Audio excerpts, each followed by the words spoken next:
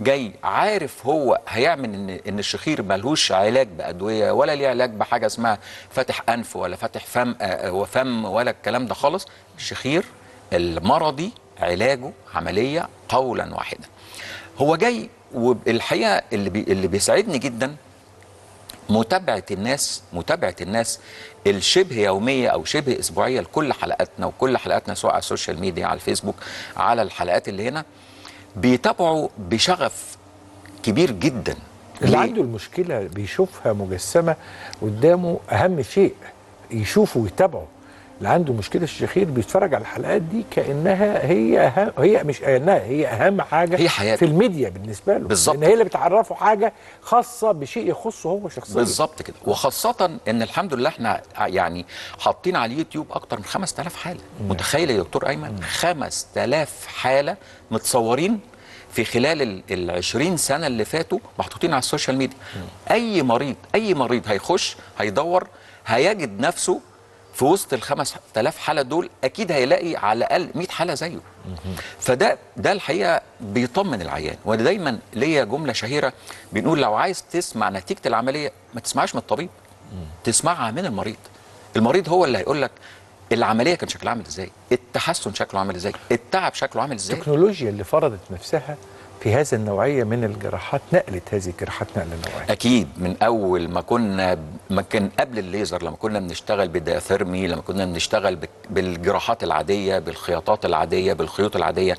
النهارده الحمد لله، انا مش عايز اقول بقى ليزر ومراحل ال ال ال ال ال ال الاجهزه في موضوع الشخير، لكن النهارده احنا عندنا تقريبا احدث الاجهزه العالميه بنشتغل بيها في المركز عندنا. بنشتغل بالكوبليشن. الكوبليشن النهارده احدث حاجه، يعني احدث جهاز على مستوى العالم كله بنشتغل بيه شغل الشخير.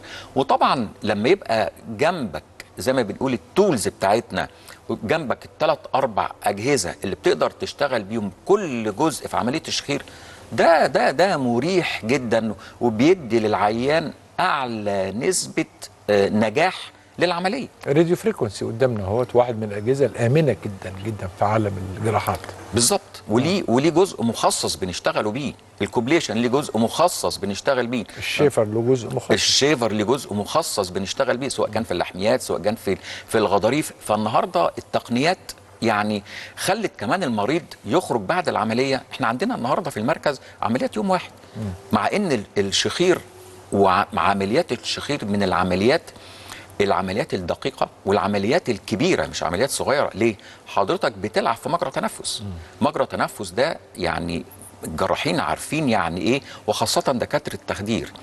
لما بتلعب في مجرى تنفس، واساسا مجرى التنفس ده فيه مشكلة، جنب التخدير اللي هو بيبقى زي ما بيقولوا يعني عينه على مجرى التنفس، فانت بتلعب في حتة خطيرة جدا جدا. لكن في وجود الاجهزه، في وجود الخبرات، في وجود وكل الكلام ده ايه؟ كل الكلام ده جراحات يوم واحد. يعني العيان بيقعد بعد العمليه ساعتين ويسافر. مش هقول لك يروح بيته ويجي لي تاني يوم، لا ابدا. انا ما بشوفش العيان اللي بعد 10 ايام من العمليه.